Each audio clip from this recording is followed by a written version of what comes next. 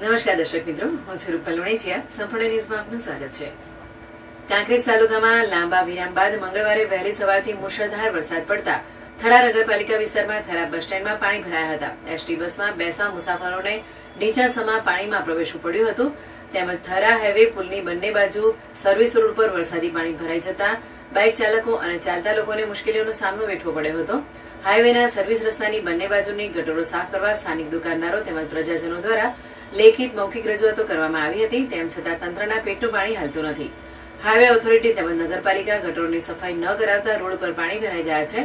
લોકોને ચાલવામાં તેમજ વાહનો લઈને પસાર થવામાં પણ પારાવાર મુશ્કેલી પડી રહી છે.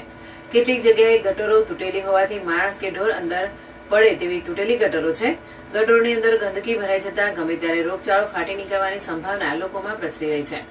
ગુજરાતમાં અને બનાસકાંઠામાં ચાંદીપુરા નામનો વાયરસ ચાલી રહ્યો છે, ત્યારે થરાની બજારમાં ગંદકીથી ખદબદી રહેલી ગટરો સાફ કરવા સ્થાનિક લોકો ઈચ્છી રહ્યા છે.